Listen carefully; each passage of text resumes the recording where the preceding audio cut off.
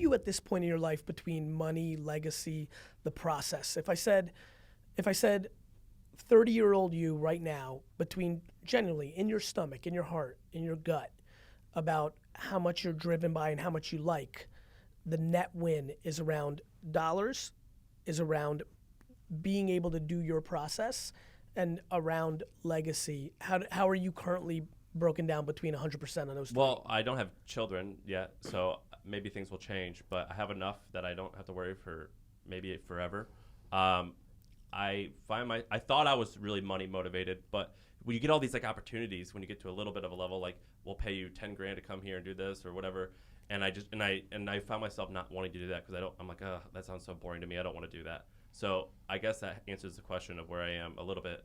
I mean, like one time we had a client do something that we thought was an asshole thing, and we fired them, and we lost $250,000, and I slept like a baby. So I don't think I'm as money motivated as I thought. Do you think that's because you checked some sort of box for yourself along the way versus No, 20-year-old here's what I say. I think I had fuck you money when I had 10 grand. Yeah, I get that. You I know understand. what I'm saying? Yeah, I do know that. Like, and then once I was like, wait a minute. I still don't think I've ever been more rich than when I was doing baseball card shows at 13.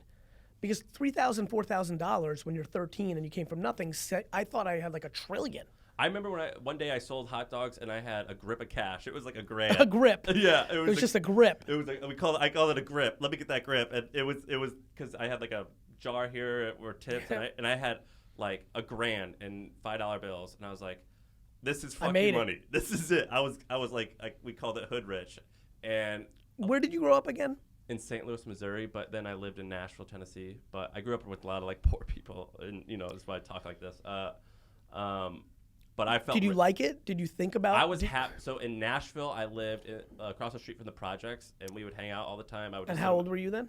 19 to 21, 18 to 21, and I would just hang out there with my buddy Rydell, and we would just chill and just sit on. I was I was my happiest when I had nothing, which is weird, right? No, I think it's not weird at all. But and what you guys talk about? Just shoot like guy talk, girls, sports, just random shit, or would you talk about dreams?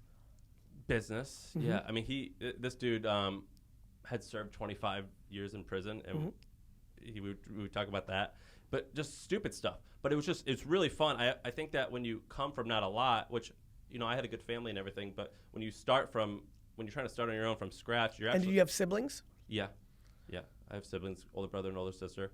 You were the youngest. Mm-hmm.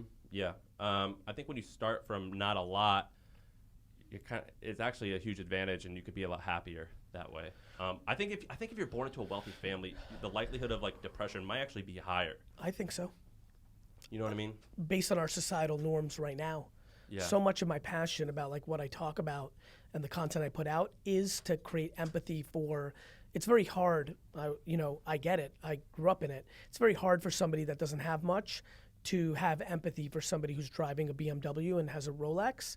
But based on all my readings, all my DMs, I get at this point in my life, I have hundreds of thousands of interactions per month, year, whatever it is. It's just a lot of interactions. I see far more sadness in people that had too much than in people who had too little.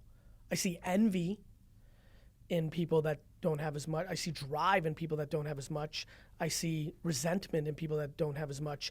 I see deep lostness in people that had too much, Like there's just, when people didn't have as much, there is an inherent, I'm going to pull myself out of this, whether it's illegal, legal, there's a drive. It's really hard to be hungry when you started fed. It just is. No, and I agree. And I have wealthy kids, and I think about it constantly.